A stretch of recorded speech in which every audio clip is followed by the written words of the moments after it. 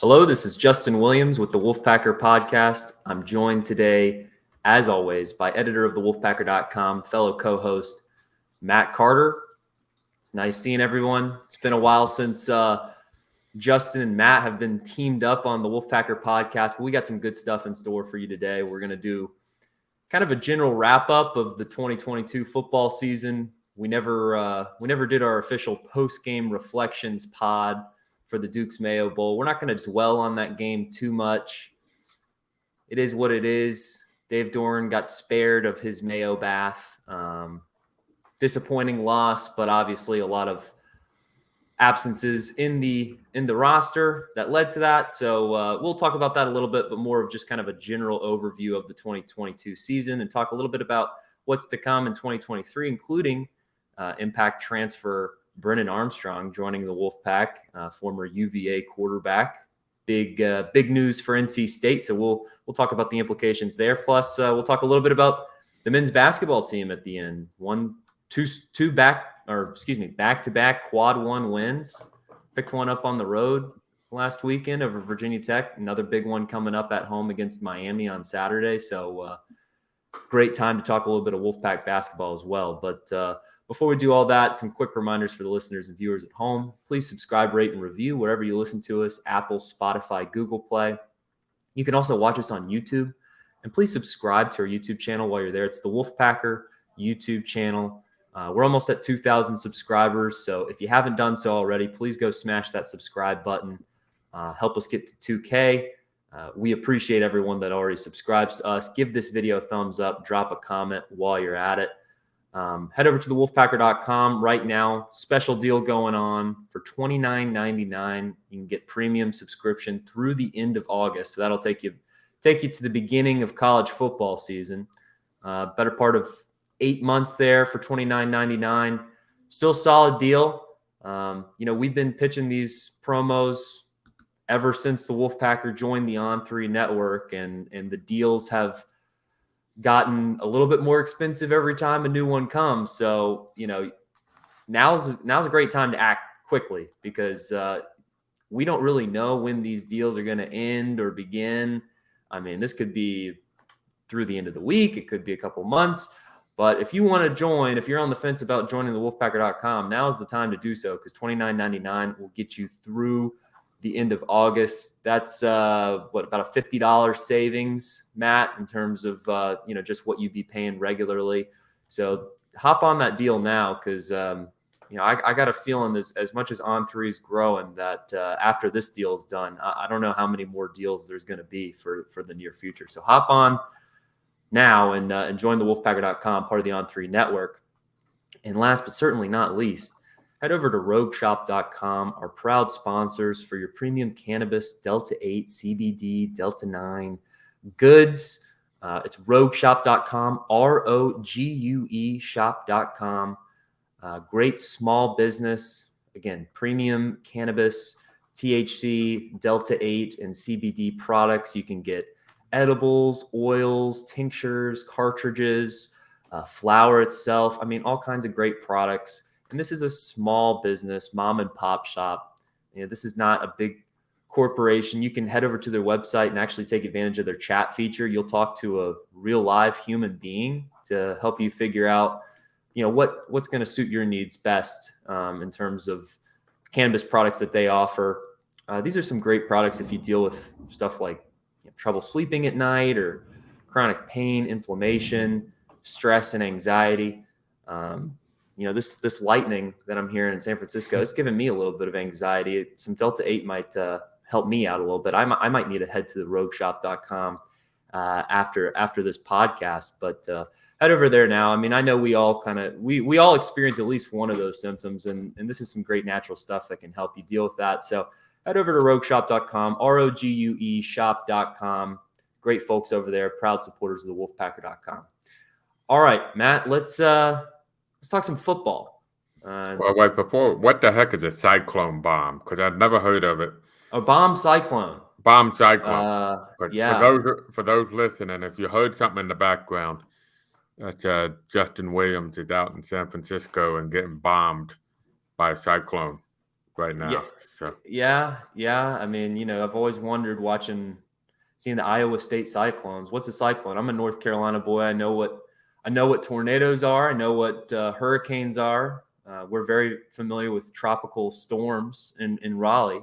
But yeah, it's just basically Californians aren't used to a lot of rain. So 10 months out of the year, you'll get barely any rain at all. And then for the past few weeks, it's just been dumped on. And that makes me unhappy because I don't get to play golf. And I like to play golf. It's, just like rogueshop.com, Delta 8. It's good for my mentals to get out there on the golf course. So, hopefully this rain will stop soon, Matt. But anyways, that's not what the people want to hear. They don't care about the weather in San Francisco. They care about the Wolfpack.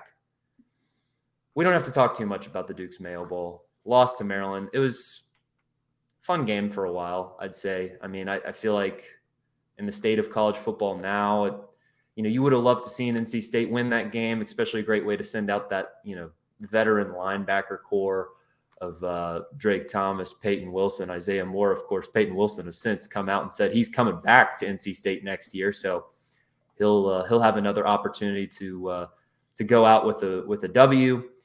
Isaiah Moore and Drake Thomas going to the NFL. Great careers at NC State, and they played excellent, by the way. I mean, the defense played great against Maryland. It just offense couldn't get it going. Didn't have MJ Morris available for the game. I know there was, talks of him being able to play, but, Ben Finley was not able to continue that magic, if you will, from the Chapel Hill game against UNC. Struggled a little bit, looked more like, a reserve quarterback, which he was this season. But maybe this is a good segue to talk about our main topic here, Matt. Let's take a look at the quarterback room going into 2023, because you've got Finley coming back. So, you got a solid reserve at the very least. You've got MJ Morris coming back, the freshman that flashed for a few games this season before he suffered his own injuries. And now you have a very impact transfer coming in Brendan Armstrong, who is rejoining forces with his former OC at NC State and was a part of a 2019 offense, or maybe it's 2020, Matt. You can correct me if I'm wrong there, but at Virginia, which was one of the top offenses in the country with that duo. So, Matt, just your reaction to Brendan Armstrong coming to NC State. I know this was something that was on the message boards for a while, and finally the decision was made official. But does he come in? Is he automatically the starter? Is there going to be a competition? And where does this put NC State in 2023? Yeah, I would. Naturally there's going to be a competition, because we got to be honest. Brendan Armstrong didn't play particularly well in 2022, but in 2021 he was phenomenal. That's the year you were referring to, when they finished third in the country in total offense at Virginia. He had them off to a 6-2 start. One of those losses was at UNC, and he threw for over 500 some yards in that game, and I think Virginia had 38 or 39 points. So Brendan Armstrong, not the reason why they lost that particular game. He set all kinds of records. Even though he missed one game, he still set all kinds of records, just about every passing record you could have. And by the way, he's a good dual threat quarterback as well. So if you get in the 2021 version of Brendan Armstrong, which is reuniting with his offensive coordinator, it's been talked about a lot. Robert and I were the Virginia offensive coordinator. He was kind of Bronco Mendenhall's right-hand man as his offensive coordinator. Yeah, Mendenhall surprised everybody by stepping down after the 2021 season. They went out and hired Tony Elliott, who was a Clemson offensive coordinator.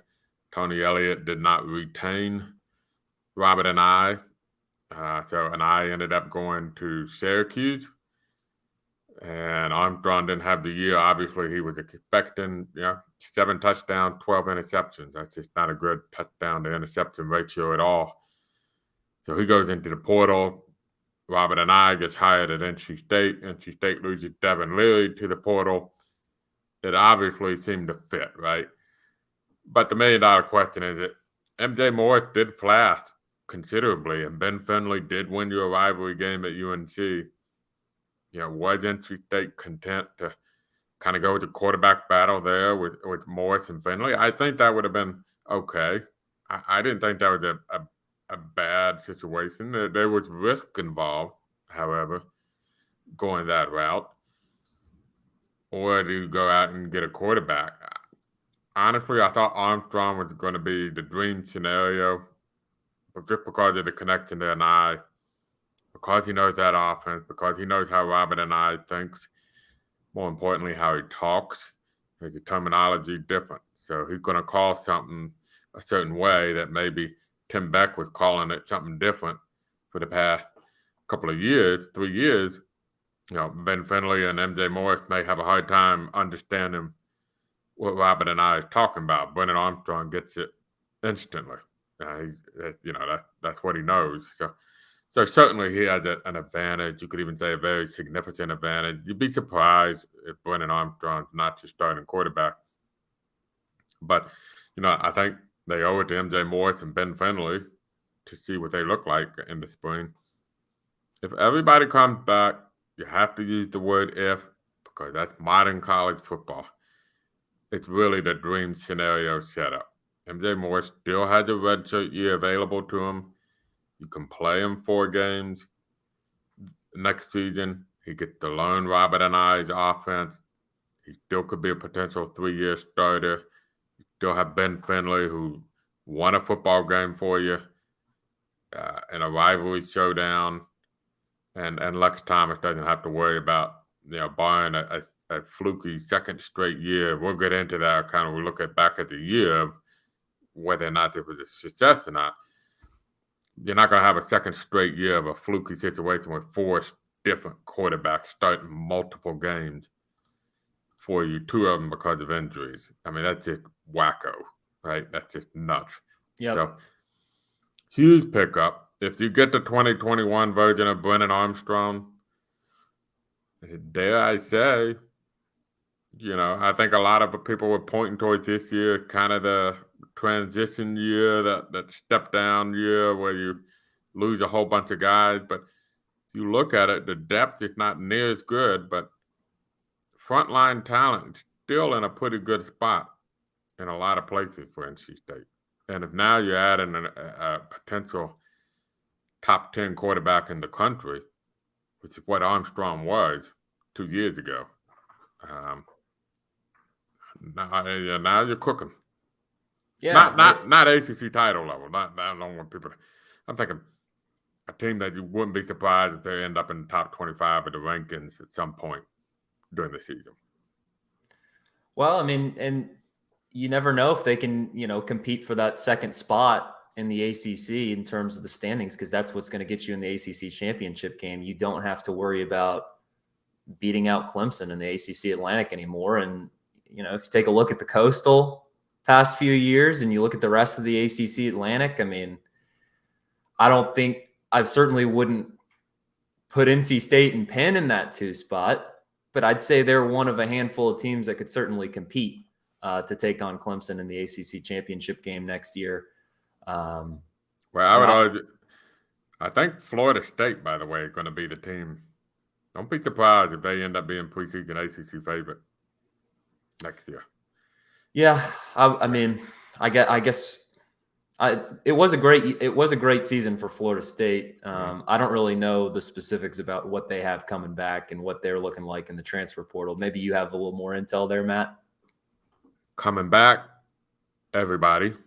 Coming in the transfer portal, a handful of studs. So they may have gotten the number 1 corner in the transfer portal. They picked up 2 of the top tight ends in the transfer portal. Got a couple good offensive linemen. I've seen a couple. ESPN, I think, had him number 4. I think Sports Illustrated had him number 5. And it kind of snuck up, when NC State played them, which is probably when most Wolfpack fans paid attention. They just lost to Wake Forest. NC State come back and beat them with a backup quarterback who doesn't complete a pass in the second half. And then they lost to Clemson the next week, right? So I think a lot of NC State fans would just think, same old Florida State the last few years. A hot start, beating LSU and Baton Rouge. Which was a very nice win in hindsight. Yeah, in New Orleans, I'm sorry. Yeah, in hindsight, that was a great win. If we're honest, they should have beaten NC State. NC State was outplayed most of that game. And then I think they won every game after that. Yeah, I think they won out after that losing streak. They beat Florida at the end of the year. They beat Oklahoma in the bowl game. Ended up fringe top 10 in the poll.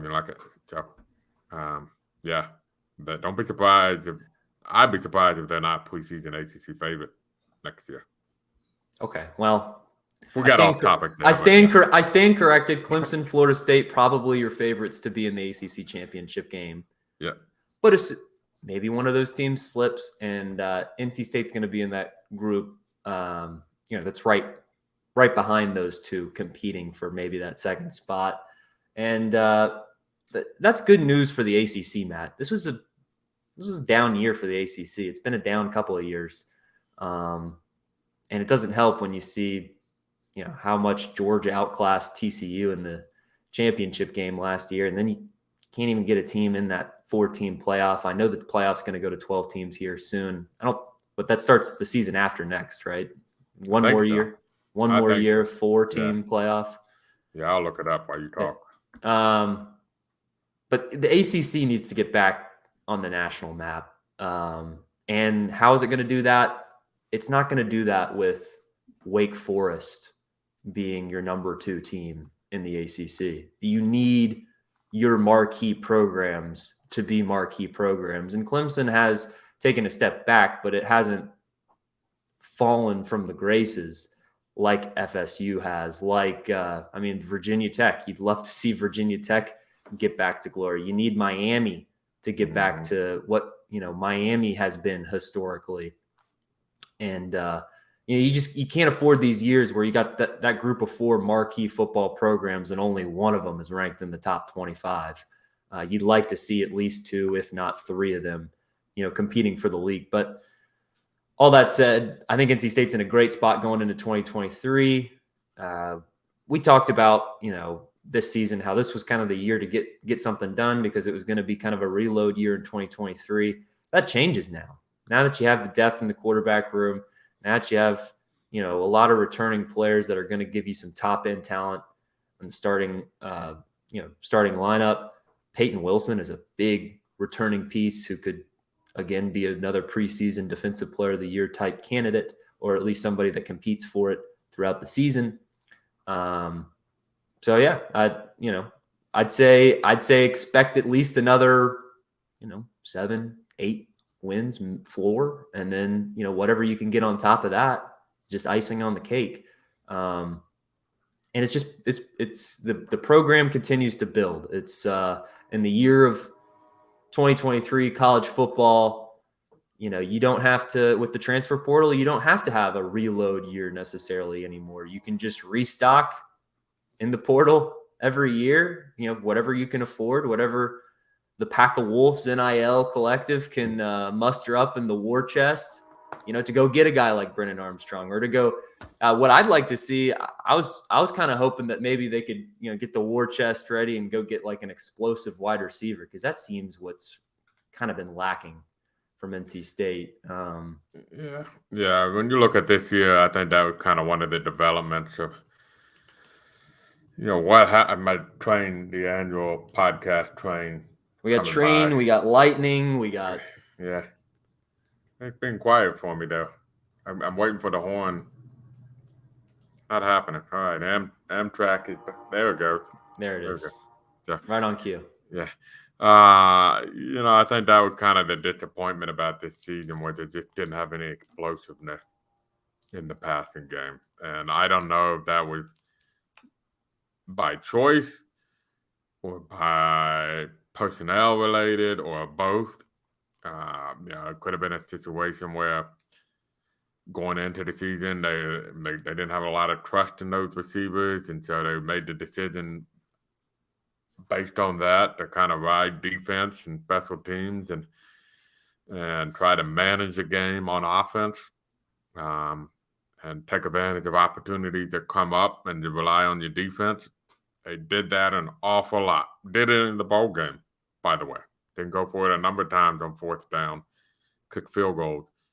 In hindsight, at some point you got to put the ball in the end zone.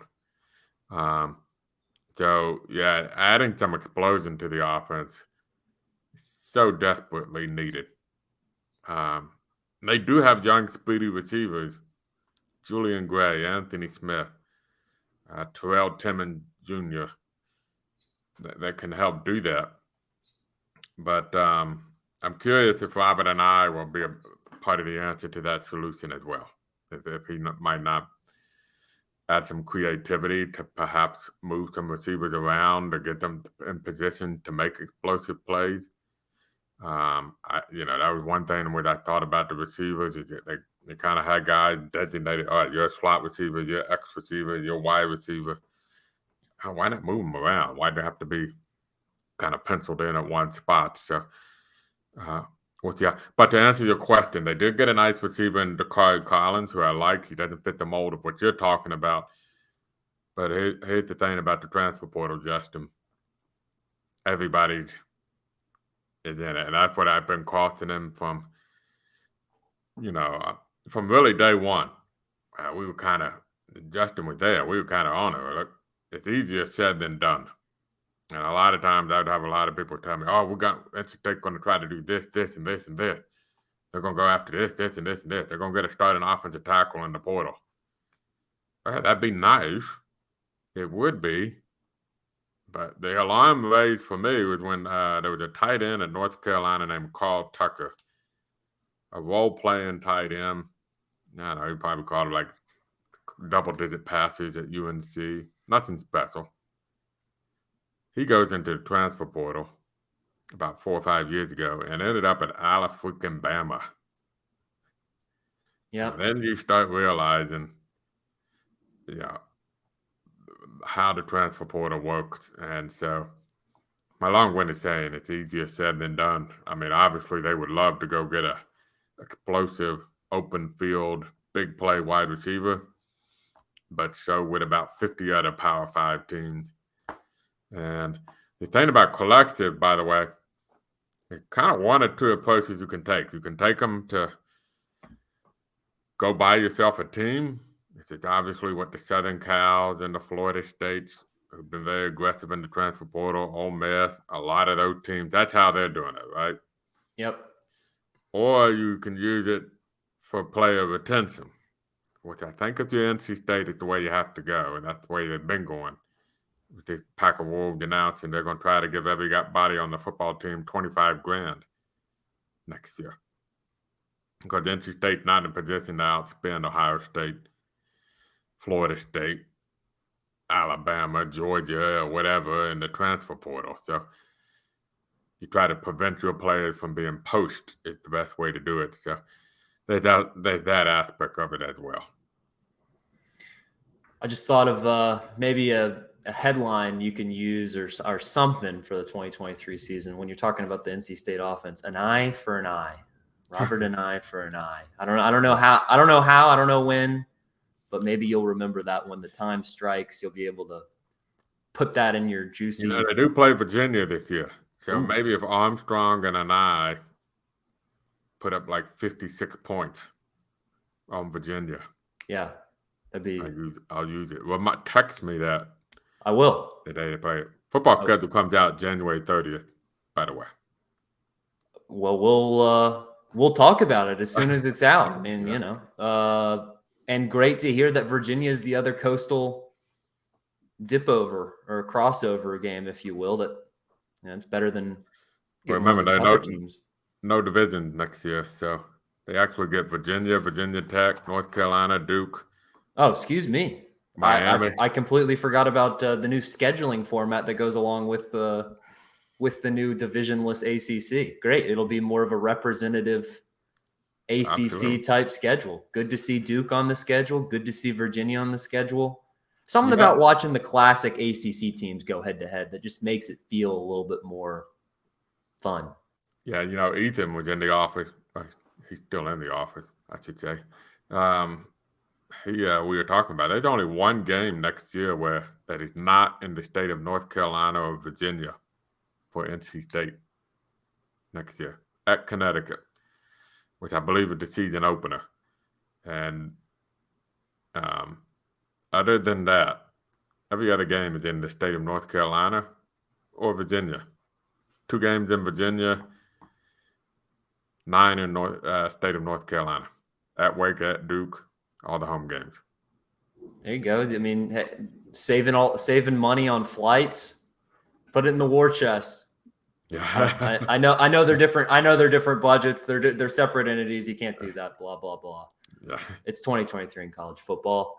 It is money dominates. Money dominates the game, and I 12-team playoffs starting soon. I mean, I don't know if you're NC State. I mean, I think the ultimate goal is just getting to the ACC championship game and trying to win an ACC championship. I mean, after watching last night, Matt, Georgia just annihilating TCU.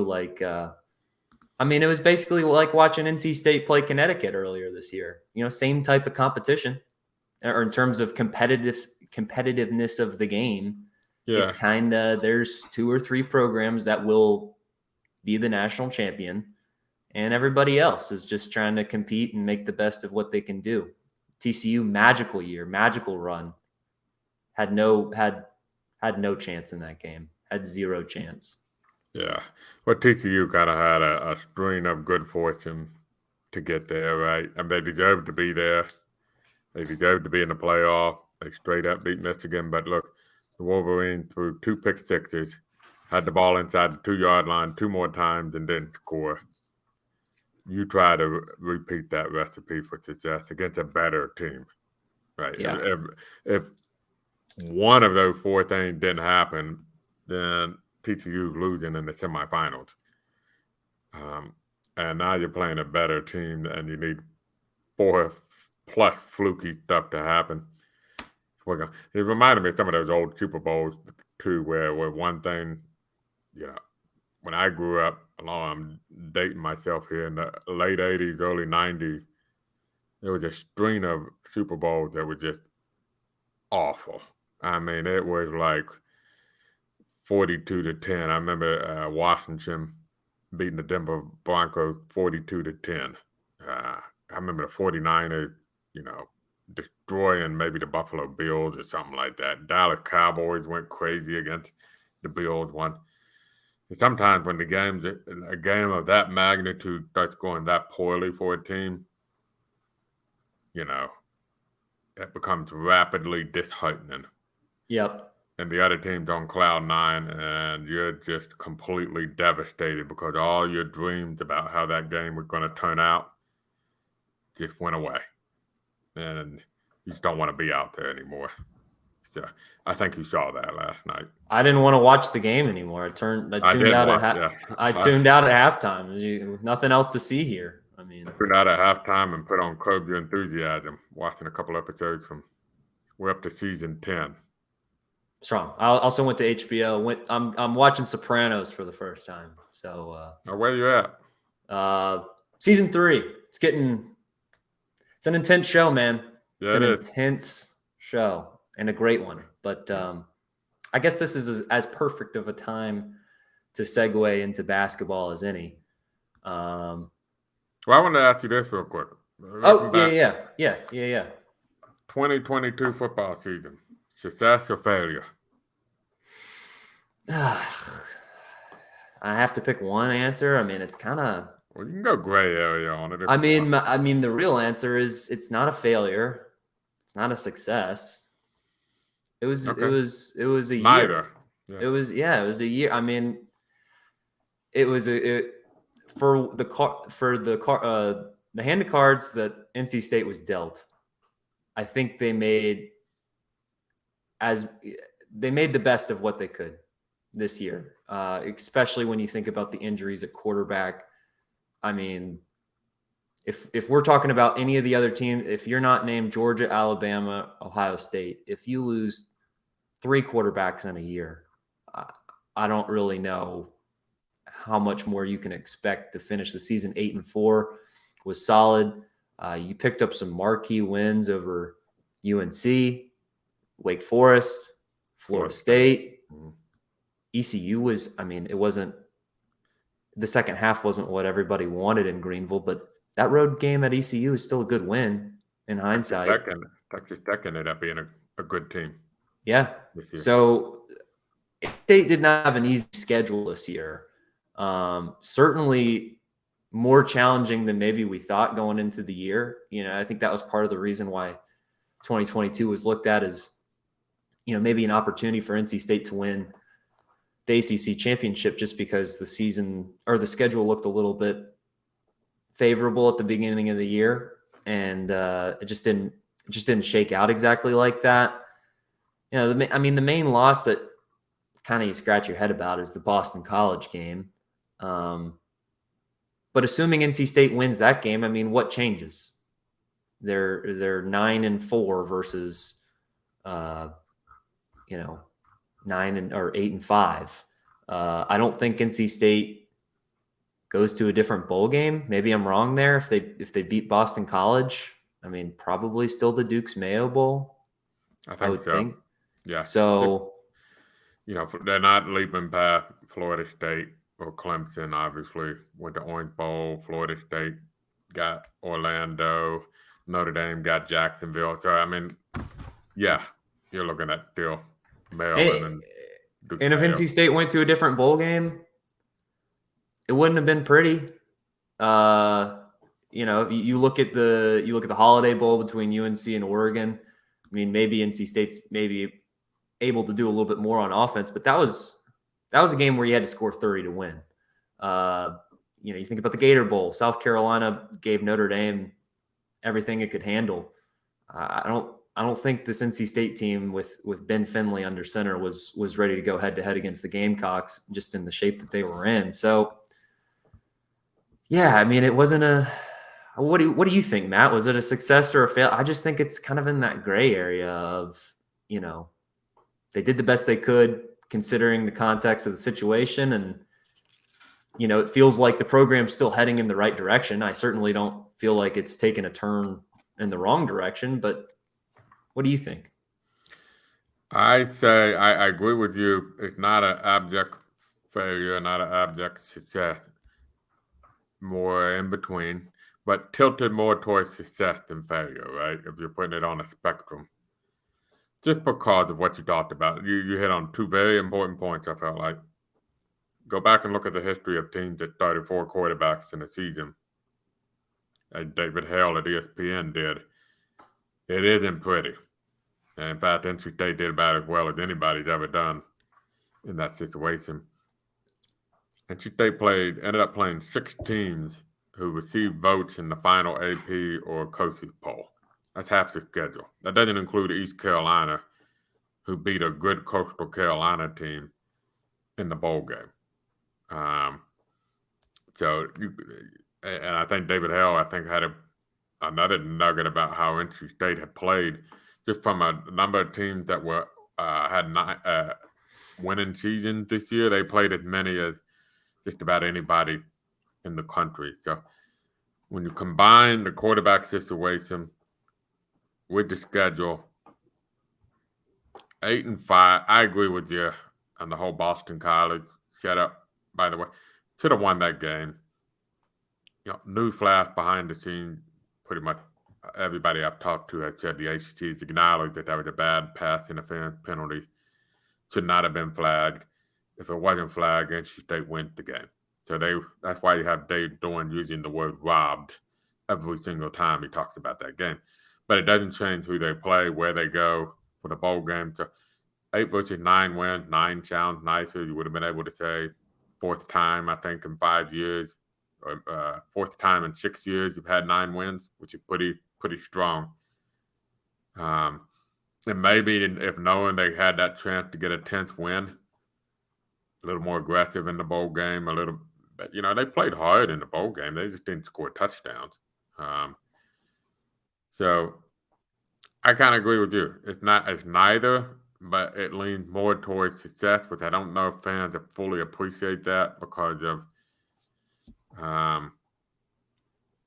expectations, maybe not appreciating how good Florida State was at the end of the year, or appreciating how solid East Carolina. I'm guilty of that. Did not think East Carolina was going to be that solid this year.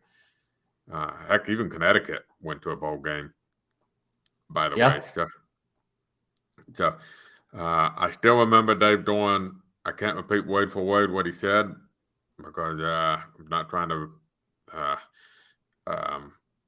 repeat a bad word on the podcast, but yeah, he told me that preseason rankings mean you know what, because they don't take into account that your roster doesn't look the same all year long. And he said, if I'm 6 games into the year playing my third string quarterback, then all bets are off. Well, game 6 with Syracuse, and one of the other, MJ Morris and Jack Chambers, are out there playing quarterback. So I don't know if even Georgia or Ohio State did do it one year. I take that back. But, there might be 2 or 3 teams in the country that could go that deep into the quarterback well and pull off wins. The difference is those schools, their 4th-string quarterback is some freshman 5-star. Yeah. And I mean, the year Ohio State did, I think it was the 3rd quarterback with Cardell Jones, who's an NFL pro. Yeah. So, I mean, Ben Finley, hats off for winning the UNC game, but Ben Finley's not a pro quarterback. Not yet. Yeah, it got a long ways to go. Hey, if he is, I would love to eat my words on that one, because that means there's some magic coming in Raleigh. Right. But all that said, it's important to smell the roses every once in a while. We always talk about expectations. We're always quick to judge if those expectations aren't met. But sometimes as an NC State fan, you got to see the good too, which is, first of all, you beat UNC back-to-back years in great games and heartbreaking losses for UNC. I mean, in terms of bragging rights, which is really one of the main things when you talk about NC State, one of the main objectives is, can you be the best program in the state? And I think, despite Duke finishing with a better record, I think it's fair to say that NC State was the best football program in the state this past season. Look, real side, Duke and North Carolina football schedule would joke. That's not their fault. I continue to emphasize that. Nice win for Duke in the bowl game as well. I forget who they played, but it was a nice win. Military Bowl, I think. Well, was it Cincinnati maybe? I don't remember. Yeah. But no, Cincinnati played Louisville. I forget. Central Florida. Duke beat Central Florida in the bowl game. That's right. Duke played nobody. They had one of the softest schedules. Not their fault. They didn't know Northwestern was going to stink to high end this season. You can kind of make a guess, but okay. Yeah, but not a 1-win season, which is sure. Technically, Northwestern did not win a game in the United States. Their 1 win was in Ireland, Nebraska. So a lot of that stuff you just didn't know about, right? So, but anyway, that's my point of contention with Duke, because they had played a normal schedule like Carolina. Carolina got the 9 wins because of their schedule, not because Carolina was good. Continue. I don't really have anything else to add, other than, you got to appreciate what you have in a program that has been consistently, putting out winning seasons, getting to bowl games consistently, putting out pro prospects. Speaking of which, what a packed pro Sunday. Nyheim Hines, 2 touchdowns for kickoff returns in the Bills-Patriots game, which had 21 points scored, 18. Three touchdowns scored by packed pros. Jacoby Myers got in the end zone in that game too. Yep. But yeah, I mean, it's at work. I work on more NFL content now, and it's funny because every time we're watching these games, I always point out the packed pros, and my coworkers are like, "What's a packed pro?" But there's so many of them. Yeah. There are a lot of packed pro. I mean, this program is churning out pro prospects, and that only helps recruiting. I I think there's more good things to come. You just got to stay at it. You just got to keep putting the program in the right direction. And if you keep putting yourself in positions to be a competitive squad, to consistently have your floor at 7 or 8 wins, eventually the schedule is going to break in the right way. Fate's going to break in the right way, and you're going to find yourself playing in Charlotte. So I think that's the goal. I'd like to think NC State can get there, some point in the next few seasons, and we'll see. They've got the talent to do so. They got the coaching staff to do so. Now it's a matter of execution. But anyways, I think we need to transition to basketball. I think we're starting to ramble a little bit about football, and it is now officially college basketball season. Now that the national championship in football is over, time to start paying attention and time to start filling out PNC Arena. Big one coming up on Saturday, Miami game. But let's talk about what NC State's done to get to 13-4.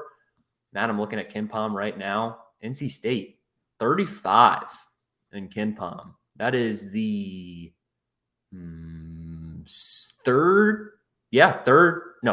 fourth highest ranked team in the ACC. Virginia at 14, UNC at 21, Duke at 24.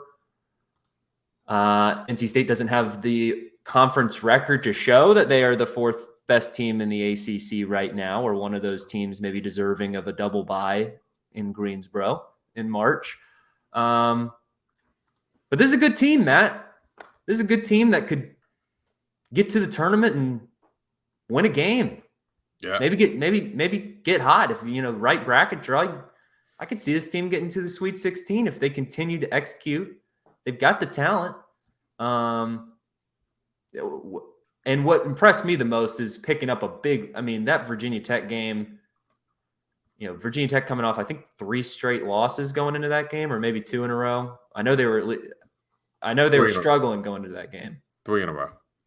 You got a head coach like Mike Young. You're playing on the road in front of a good crowd. That's a game Virginia Tech should have handled. And NC State went up there and really dominated for the better part of 40 minutes. You'd like to see him finish a little bit better. You'd like to see NC State maybe practice some inbounds in this next week off before Miami comes to town. But NC State was just the better team, and they were the better team against Duke. They were the tougher team against Duke. Are you seeing this the same way as me, Matt? I think NC State. I think the expectation needs to be NCAA tournament at this point, because this team is certainly talented enough to get there. They put themselves in position. They won 5 or 6 and got some nice wins in that stretch, right? It goes back to beating a really good mid-major team, Furman, handedly, decisively. Pulled out the win against Vanderbilt in Chicago. Handled your business against Louisville. Stomped Duke. Handled the business at Virginia Tech. You lost at Clemson. You mentioned the ACC record. It's something we talked about with Matt Coe on the podcast. That's just I don't think there's a team in the ACC that had as front-loaded as a schedule as NC State did. And so if you're NC State, you're kind of looking to get to February 500. If you're above 500, because you got 5 more games left this month. If you can get above 500, the last 9 games set up so well for you to make a huge run up the standings. I don't know what the other teams' schedules are like, but there are some teams like Florida State, like Miami, who were near the top of the ACC, who had very friendly front-loaded ACC schedules. They're tougher games. For instance, Miami, 2 toughest games were both at home, and then they played more of the bottom teams in the ACC. So if you can somehow get into position, I would say when they get home from Winston-Salem on January 28th, if they are at that point 6-5 or better in the ACC, then you should get really excited.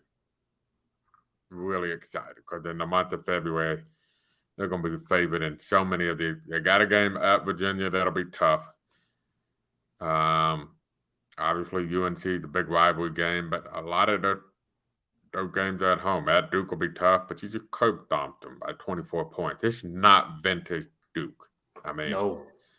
two free throws. They needed a couple free throws with 12 seconds to go to beat Boston College. I'm worried about Duke staying a quad one win.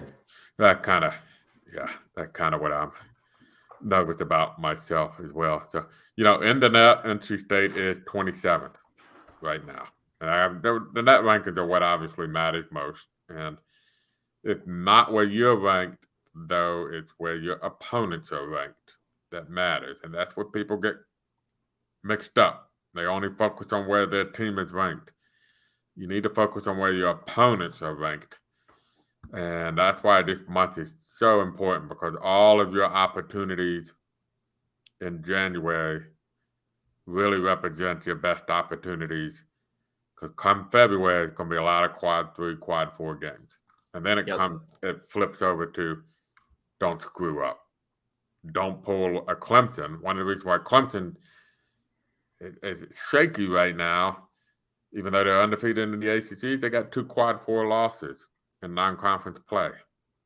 Yep. Can't do that. So they also, do they have any quality other than, they have a quad 1 win in NC State at home. Yeah, and they did just win at Pittsburgh over the weekend, which is a real still weird thinking about Pittsburgh as a good win, but I've been on that bandwagon. But when Pittsburgh beat NC State, a lot of people flipped out. Oh, here you go again, NC State. Yeah, you fooled us in non-conference play. Bad Pitt team. This is a good Pitt team. I was on that. The game before they played NC State, they demolished Northwestern on the road by 20-some points. And they got healthy. They had a bunch of old transfers who finally got figured out how to play with each other. It's an old team with a good young bench, mostly healthy now. They got all the pieces to be a good team. And they're about 2 points away from being on, I think, a 13-game winning streak. So, yeah. But anyway, yeah. I agree. I do agree with you that there's reason to be excited. I would say hold your breath until February 1st.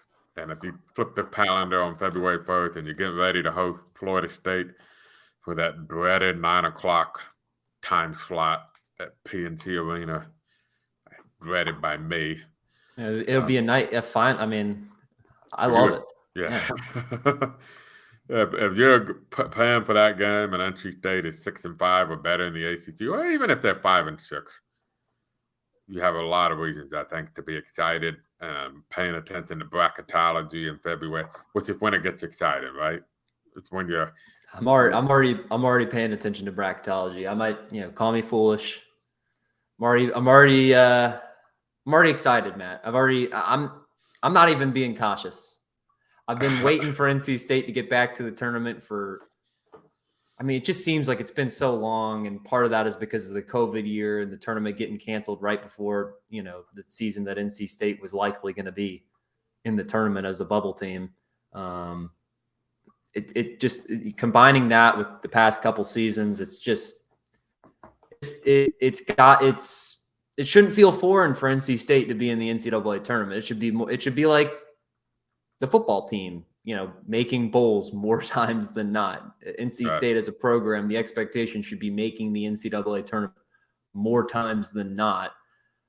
And when you have the talent like this, you've got a future lottery pick in Terquavion Smith in your backcourt. You got a veteran leader like Jarkel Joyner who can knock down key shots, key free throws at the end of that Virginia Tech game. He's the type of senior veteran guy that you want to have. You want the ball in his hands late in games, especially in those crunch situations where they're pressing, trying to turn you over. And then you got a guy like DJ Burns, who's, I'm calling it right now, he's going to be a darling for the CBS coverage in the NCAA tournament. DJ Burns, assuming NC State makes the NCAA tournament, DJ Burns is going to be one of those guys. There's always 4 or 5 guys that everybody talks about during the NCAA tournament because, they got a funny haircut or they got a funny name. DJ Burns just seems like he's got a great personality. He's always smiling on the floor. He does. He already looks like the fan favorite in Raleigh, and for good reason. I mean, when's the last time you had a electric big guy like this that's got, great touch? He can hit you with the Kareem hook shot. There was a play, Matt, in that Virginia Tech game. You might remember what I'm talking about. He started backing he was in the corner from beyond the arc. He started backing a guy down from the corner. Yeah. Took him all the way down the baseline and then finished with the shot. And I didn't even think he had his best game against Virginia Tech. Yeah, he didn't play well against Virginia Tech. But he was still just dominant. They just had no answer for him. If he makes, 60%, 65% of his shots like he normally does, he's finishing that game with over 20 points. It gives you, when the other team, like Virginia Tech, was making a run, I think they got it down to 4 in the second half. What Burns gives you is a guy that you can throw it into and get a bucket instead of relying on a guard having to create for you. And that's what he did. They threw it into Burns, and he backed his guy up and made a big hook shot in the lane. He did that time and again against Vanderbilt. I thought that was the game where Burns really found his comfort level. They don't beat Vanderbilt if Burns doesn't go 6 for 9 from the field and make all 6 free throws and finish with 18 points and 9 rebounds. Look, and there's no question about him being a crowd favorite. And he is everything that people, at least in our experiences with him, talking to him, he's just what you think he is. He's just a very likable guy. And, He's NIL. And by the way, local businesses in Raleigh. But first, Bojangles, if you don't sponsor this guy, what are you doing? He is an NIL dream. Yeah. But anyway, and I got to sing the praises of Greg Gant. We were talking about him a little bit before the podcast, Matt. He's exactly what this team needs.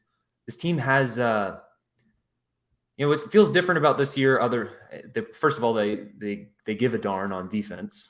They play defense, right, and they're actually creating points off of turnovers, like is the key recipe of a Kevin Keatts system. But they also have a roster of guys that know their roles.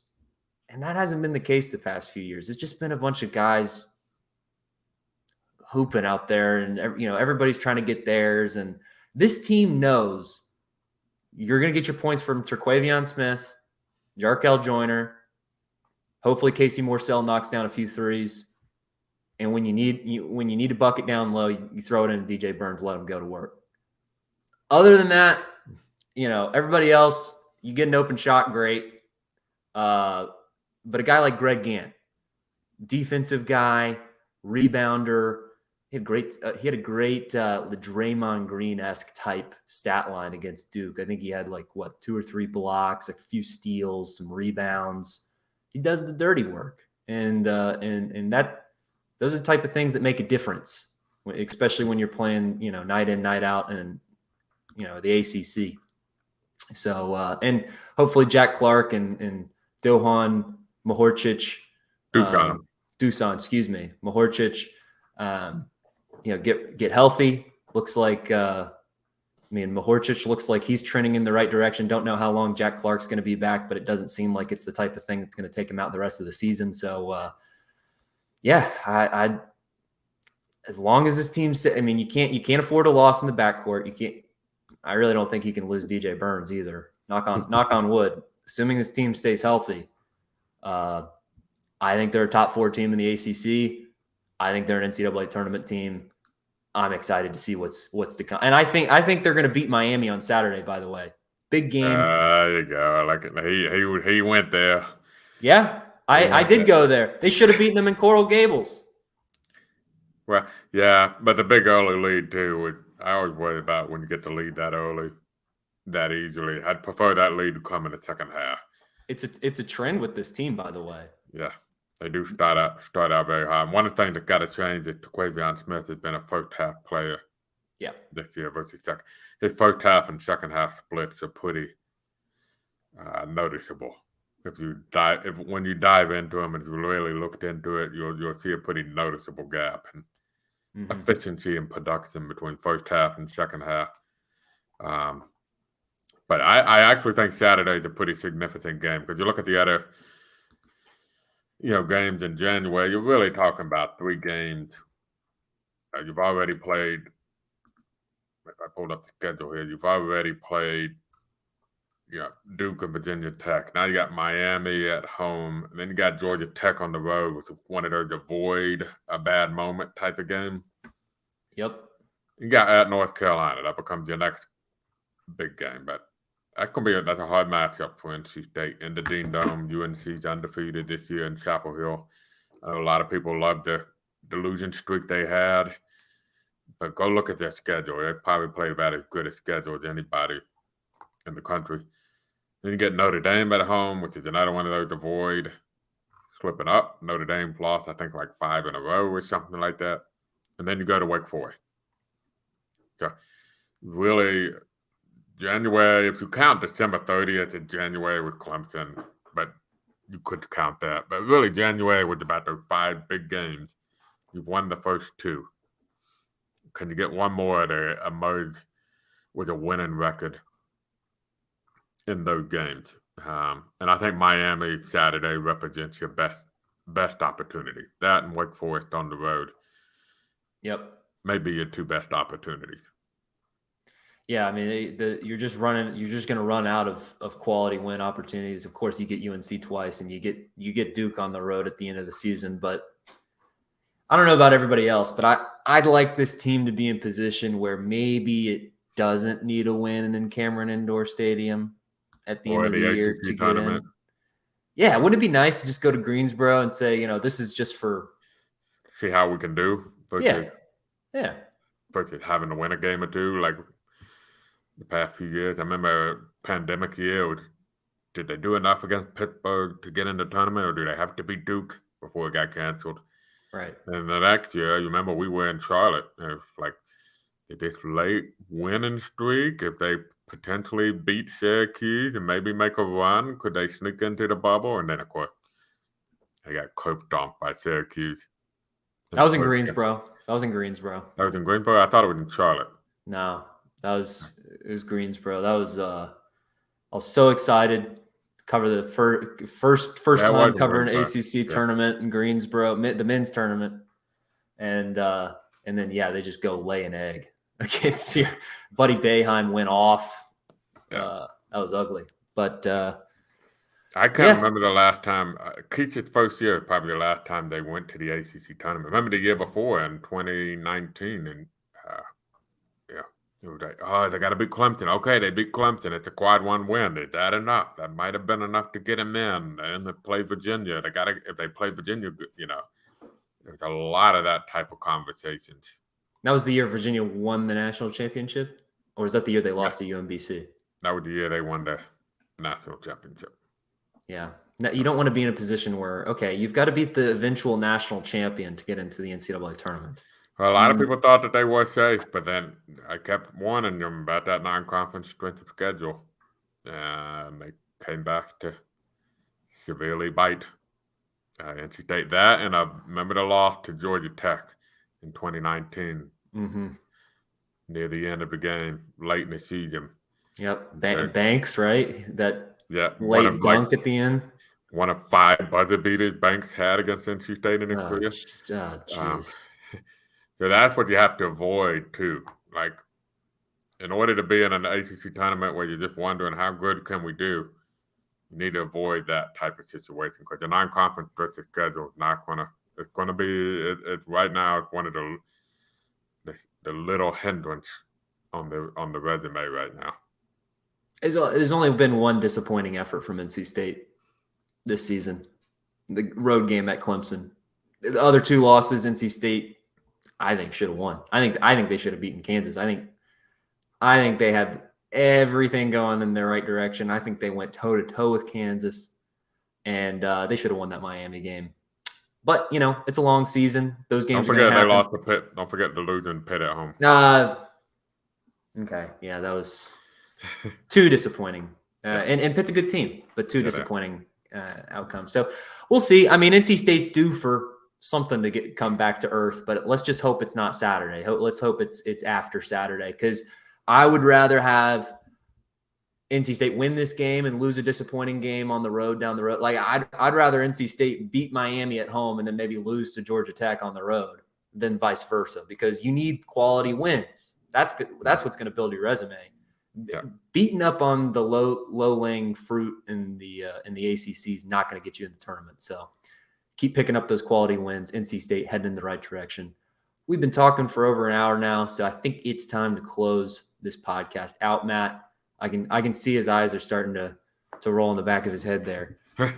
Reason for you to watch on YouTube, by the way. Head over to your YouTube channel, subscribe, the Wolfpacker YouTube channel. Give this video a thumbs up. Drop a comment while you're at it. You can listen to this podcast wherever you listen to podcasts, Apple, Spotify, Google Play. Subscribe, rate, and review wherever you do listen to us. Also, head over to thewolfpacker.com. Special deal going on right now. For $29.99, you can get premium subscription to thewolfpacker.com as part of the On3 network through the end of August. That takes you to the beginning of college football season. So that's better part of 8 months for the small price of $29.99. It's about $50 savings. And again, like we said at the beginning of the podcast, the deals get less and less sweet as more and more people have joined the On3 network and have realized that it's the top tier coverage, especially, in the NC State market, the Wolfpack. I mean, if you're not following the Wolfpacker, what are you doing? So, deals are going to get less sweet. Time to act now. And I don't know when this deal is going to end. So I would recommend jumping on it now, especially because, you want to get the best value for your deal too. So it's going to take you through the end of August either way. Might as well hop on it now. Don't wait. Don't wait until you're worried about net rankings in February to take advantage of the deal. Take advantage of it now. So, and head over to rogueshop.com, proud sponsors of the Wolfpacker podcast. That's ROGUE shop.com for your premium cannabis Delta 8 CBD goods. They've got tinctures, they've got cartridges, they've got flower itself, edibles, lotions. They've got all kinds of great products there. And these products are going to help you if you suffer from symptoms like trouble sleeping at night, you get pain and inflammation, anxiety, or just general stress. I think we all at least suffer from one of those things. I mean, it's life. And these natural products can help you with any of them because science. I mean, I was a Bachelor of Arts at NC State, but I'm sure many of you are bachelors of science, and you can read into the science. Go over to rogueshop.com. Small business, husband and wife outfit. The husband's a disabled veteran that was turned on to these natural products to help him with some of his symptoms, and helped him so much that he wanted to create this business to share it with the good folks like you.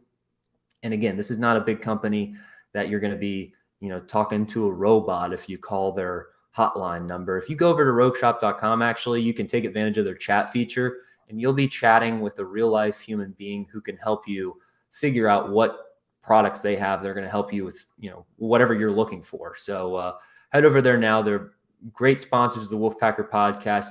If you want to support us, you can support us by supporting them.